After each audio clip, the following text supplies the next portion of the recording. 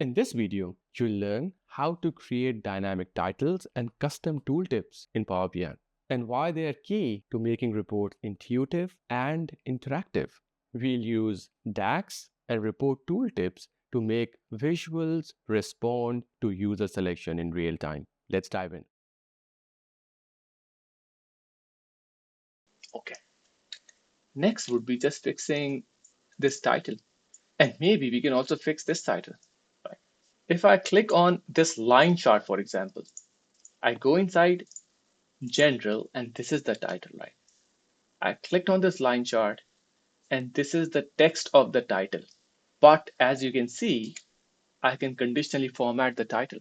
I can conditionally format the text of the title. I click on this FX, and the text of the title can be conditionally formatted using a field value. So I actually want a measure to display the text. I'll give you an example. Have a look first. I create a new measure, and instead of values, in this case, I want revenue, right? I want to pick this revenue. I can just simply say selected value, KPI. What will this give me? Like this thing will give me KPI. This thing will give me revenue, right? Revenue concatenate by month, line chart, title. I've created a measure that now I can insert here. I'll show you. So I've created a measure. I click tick. So a measure is now created. Line chart title. I click on FX. Line chart title. OK. Revenue by month. Profit by month. COGS by month. You can also conditionally format the title. This is the formula I've used. I've created a new measure to then go back inside the text and change the text. So once you have this line chart title, go inside general, go inside title. That's your dynamic visual title. I can also go inside my main report title using the same logic. I can say revenue report for camping equipment. Instead of revenue, right? Instead of revenue, I can say concatenate that with selected value, KPI. So now this gives me, this picks revenue from here and makes it dynamic. Revenue report for a category, and I can create a little space, and in selected value here. Okay, have a look. Revenue is coming from here. This is coming from here.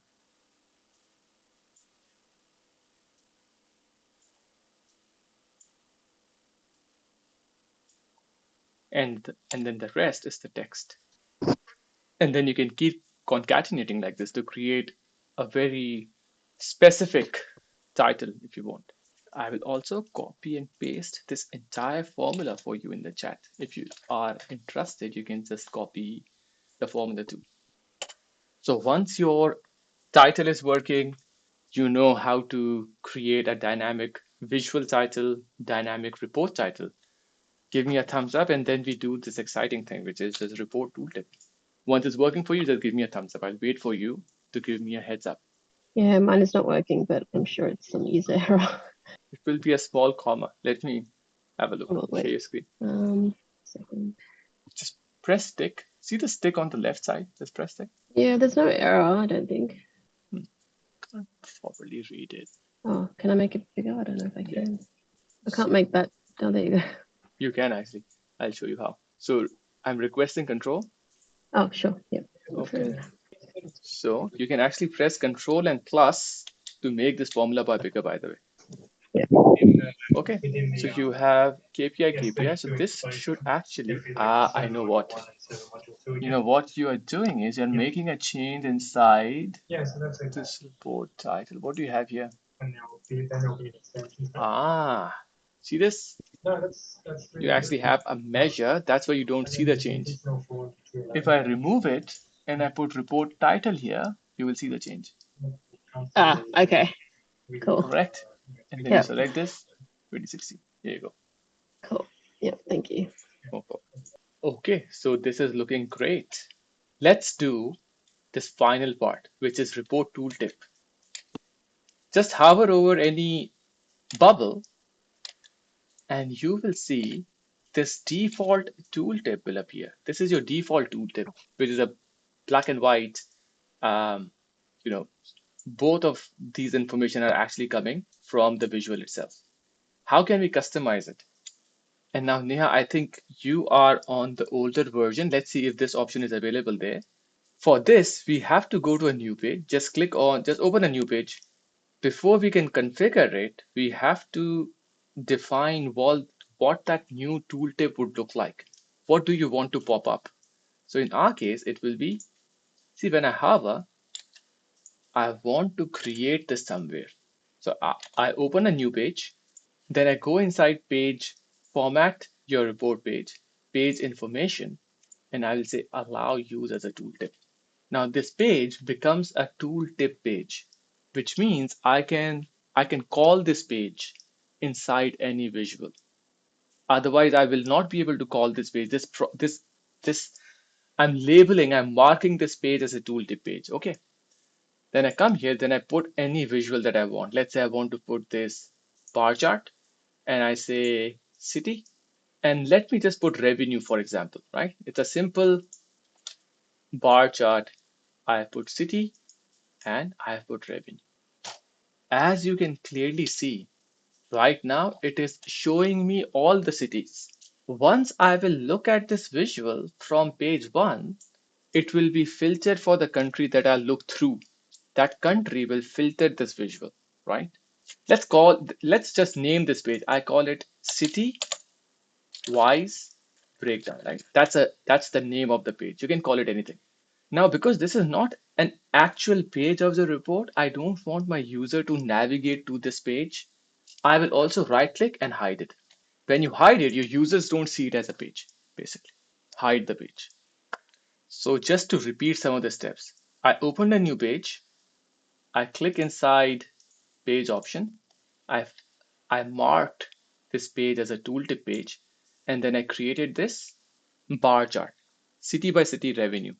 Once I've done it, I have hidden the page. This is the step that people forget often. So make sure you remember, make sure you mark it as a tooltip page. Otherwise, this will not appear. Okay, now I'll go back to page 1. I click on my country visual because that's where I want to call, right? That's where I want to call this page. Click on it. I click on format, general, tooltip, report page.